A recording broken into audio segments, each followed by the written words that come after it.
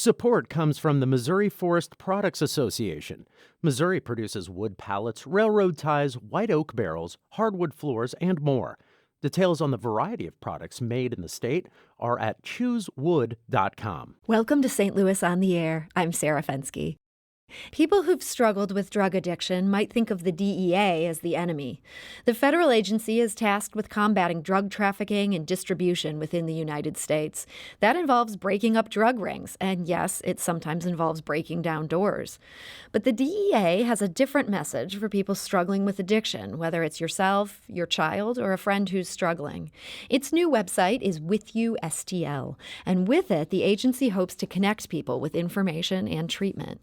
Now, it's not just a website. The agency says it's part of an overall shift to working with treatment providers and also people working on prevention. Jim Wallace is the director of Missouri operations for Chestnut Health Systems. They offer substance abuse treatment in the Metro East. And here's what Jim had to say about the DEA collaborating in this new way.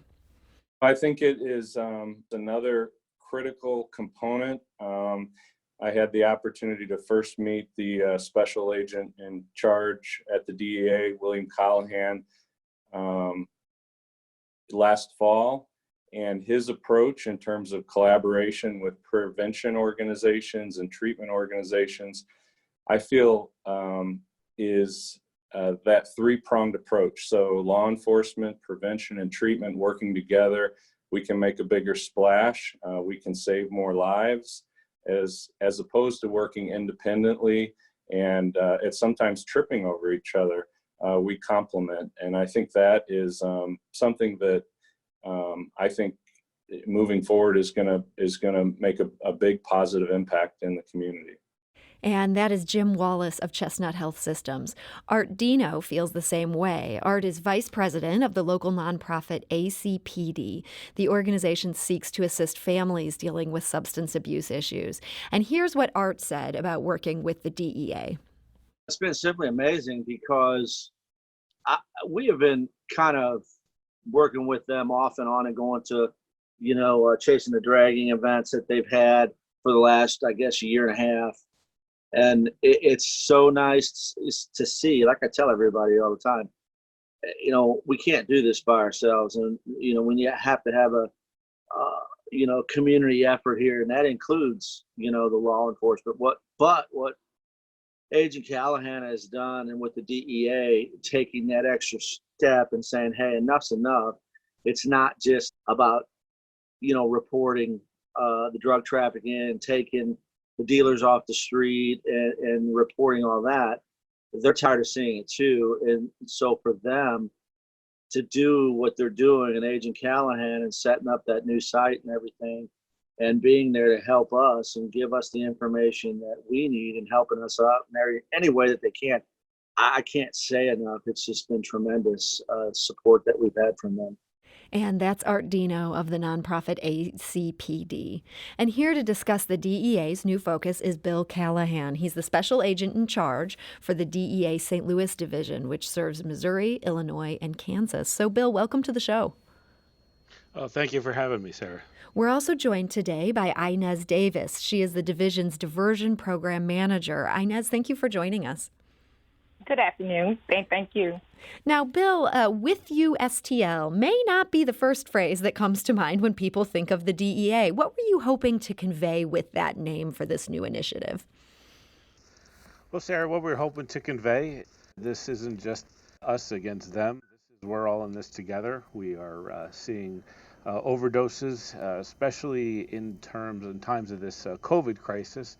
And really what came of it was that at the beginning of the crisis, we at the DEA organized some phone calls and Zoom calls with our friends over in treatment and prevention. We collaborated to develop something. We collaborated on what was happening out there, and we learned that one of the issues was that people, because of social isolation, didn't know where to turn to get help or treatment or resources. And we had some means to do this, create this website and get it out there. So, Bill, unfortunately, I'm getting some ringing from your connection with us. We're going to call you right back, and Inez and I are going to keep talking here. Inez, what led you to realize that this website would be a key tool in terms of this goal of working more with people in the prevention and treatment space? Sarah, part of my job as a diversion program manager is community outreach, getting out into the communities, into our schools, churches. We also collaborate with prevention and treatment. And in doing so, as Bill stated with COVID, we recognized that we would not be able to get out into the community face-to-face. So we wanted to have this website as a mechanism to join together those who are in need of assistance with those who can assist. That makes sense. And Bill, I understand you're back with us. Is that correct? I am back. Oh, and you sound so much better. Thank you for that. So was it hard to get the people in this treatment and prevention space willing to sign on for all this? Do some of them have an innate distrust of people working in that enforcement sphere? Well, I think what we've done over the last couple of years is built that trust with the community. So over the last 2 years, we've been actively involved in various community events, talking to the folks in treatment and prevention. So I don't think that there was a distrust amongst most of them. I think that they all joined up willingly to be part of it and to exploit their resources to the public. Now, Art Dino of ACPD, describing the efforts at his organization, he said the phones just don't stop ringing. And he said that with the launch of this With You STL site this spring, they've seen even more calls from people seeking help. Do you have any sense of how many people are finding their way to this website that you guys have launched? Well, we're hearing from some of those that are on the website that they are getting calls. They are getting calls for different resources. And what happens after that is really between the resource that they connect with and the person and how they get help. Mm-hmm. And I mean, that's great to see that they're seeing that increase, but this is just a really, really bad time for a lot of people. And that, of course, has to do with COVID-19. And that's something that Jim Wallace of Chestnut Health System knows all too well. Here's how he described the challenges that he's seeing right now. What we're finding now is that the pivot is not only to address the COVID-19 issues and follow medicine and science, but the ripple effects of COVID-19, behavioral health issues increasing, substance use disorders increasing, housing, homelessness, employment, and then on top of that, the systematic racism issues that we're seeing front and center before all of us. So this response is not going to be a sprint, it's going to be a marathon. And the thing that makes me hopeful with all of that being said is collaboration, really people working together. We're better together, both Missouri and Illinois on both sides of the river. And working together, we're going to save more lives. So that's a passion that I have. And that, again, is Jim Wallace of Chestnut Health Systems. Now, Jim says he is feeling some hope, but man, some of these statistics are so staggering. Bill, your team pointed us to one that showed that even as opioid overdose deaths in St. Louis County dropped 13% last year, opioid-related deaths among Black men in St. Louis County were actually up 47%.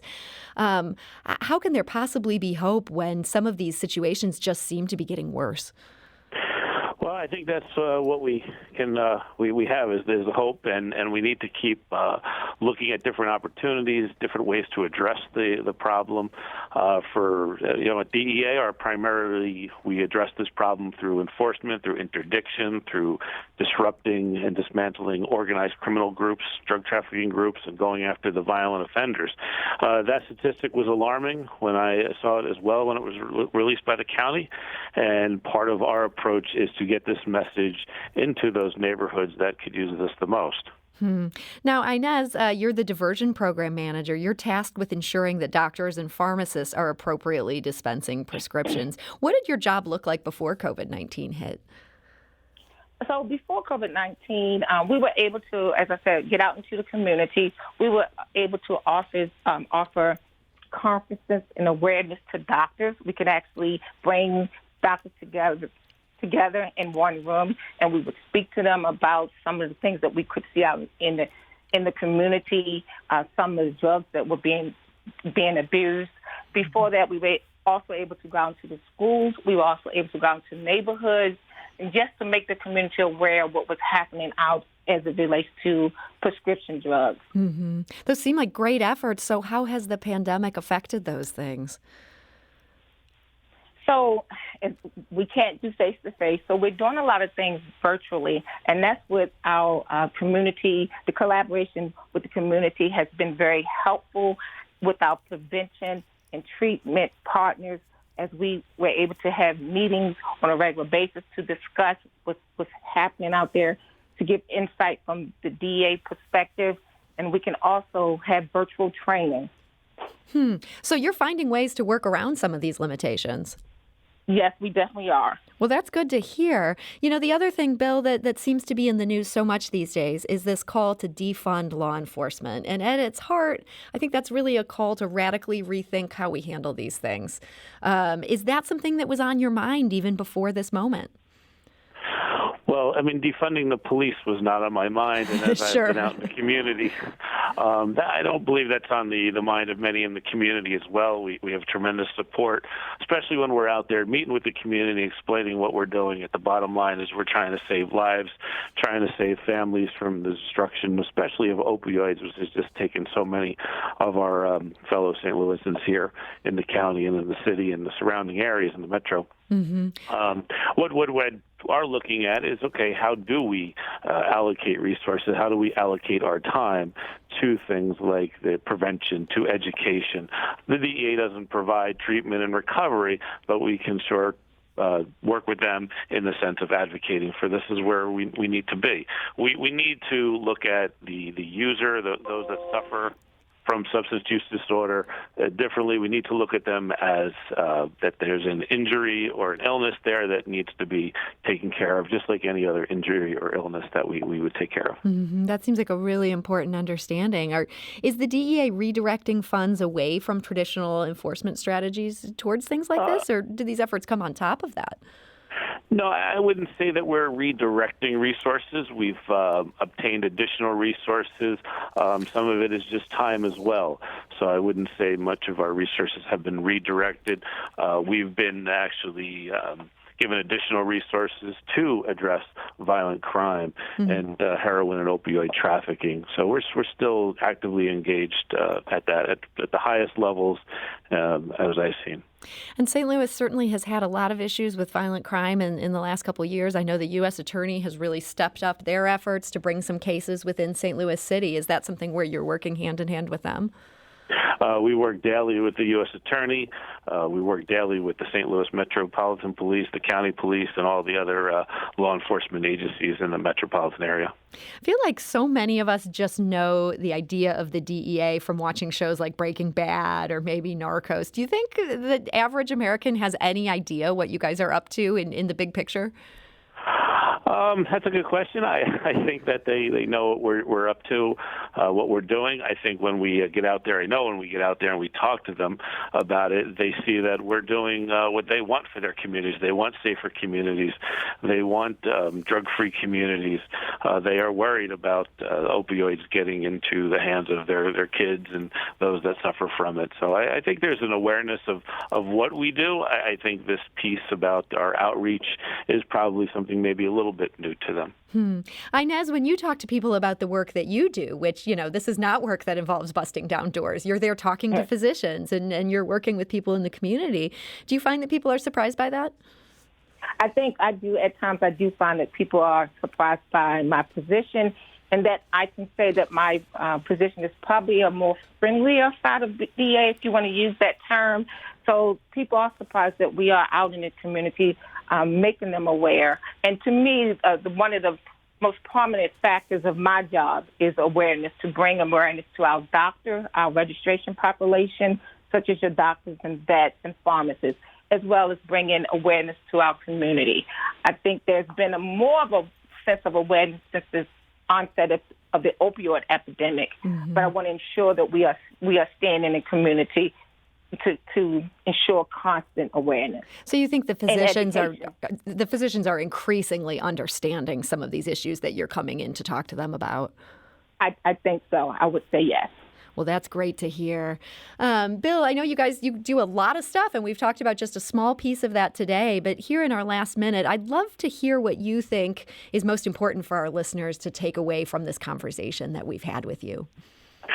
Well, I know your listeners have probably heard a lot about the opioid crisis. I think one of the most important things right now that we're facing and challenges we're facing are counterfeit pills.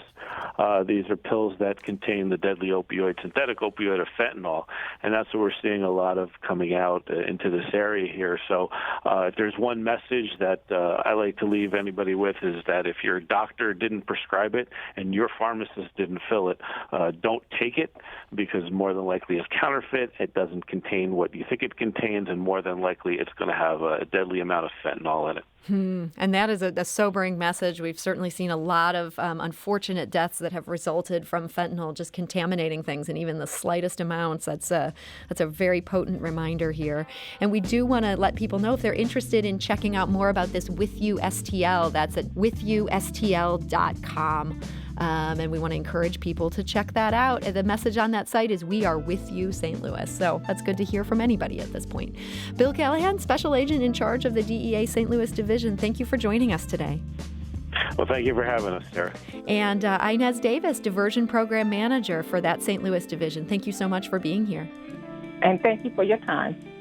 This is St. Louis on the Air on St. Louis Public Radio, 90.7 KWMU.